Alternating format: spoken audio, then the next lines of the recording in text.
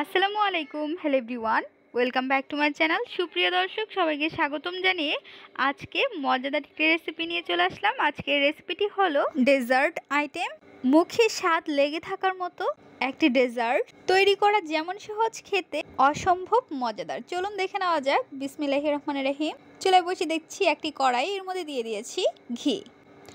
খাঁটি ঘি দিয়ে আমরা সেমাইটি ভেজে নিচ্ছি। একটু সময় নিয়ে সেমাইটি ভেজে নিতে হবে এবং সেমাইটি ভাজার সময় অবশ্যই লো ফ্লেমে রেখে ভেজে নিতে হবে। সেমাইটি ভাজা হয়ে গিয়েছে, এখন আমরা চুলাটি অফ করে নেব। নিয়ে নিচ্ছি ছোট্ট একটি সসপ্যান এবং অ্যাড করে দিচ্ছি চিনি, অল্প করে পানি। চুলায় আমরা ক্যারামেল করে নিচ্ছি। যখন কালার চেঞ্জ হবে, অর্থাৎ ক্যারামেল তৈরি করা হয়ে যাবে, তখন আমরা একটি কেক বক্সে ক্যারামেলটি দিয়ে দিব। চারপাশে আমরা ছড়িয়ে নিচ্ছি ক্যারামেলটি ছড়িয়ে নিয়ে নেওয়ার পর এর উপরে আমরা দিয়ে দিচ্ছি সেমাইটি দিয়ে চারপাশে আমরা ছড়িয়ে নিচ্ছি।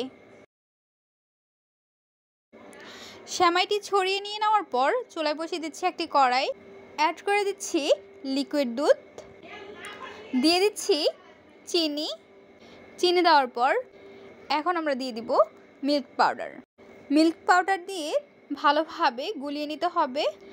এখন আমরা ছোট্ট একটা বাটির মধ্যে নিয়ে নিচ্ছি কাস্টার্ড এবং অ্যাড করে দিচ্ছি পানি।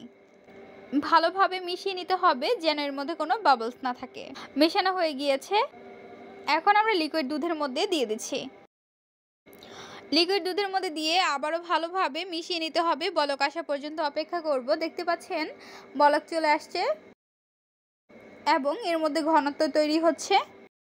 কাস্টার্ডের পরিমাণ যখন কমে আসবে, অর্থাৎ দেখে মনে হবে পারফেক্টভাবে তৈরি করা হয়ে গিয়েছে, তখন আমরা চুলাটি অফ করে নামিয়ে নিব।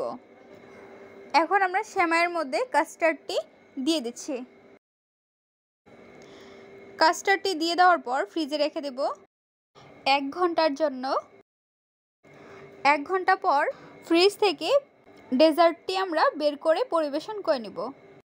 চলে আসলাম 1 ঘন্টা পর, ডেজার্টটি তৈরি করা হয়ে গিয়েছে। এখন আমরা কেটে দেখিয়ে দিব কতটা সুন্দর থকথকে হয়েছে।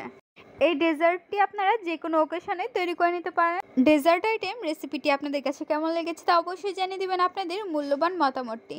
ভিডিওটি যদি ভালো লাগে তাহলে একটি লাইক করে দিবেন এবং সাবস্ক্রাইব করে আমাদের পাশে থাকবেন আরও মজার মজার রেসিপি দেখার জন্য। সবাইকে আমন্ত্রণ জানাচ্ছি। আজকের পর্বে এখানেই বিদায় নিচ্ছি গাইস। আসসালামু আলাইকুম, ভালো থাকবেন সবাই, আল্লাহ হাফেজ।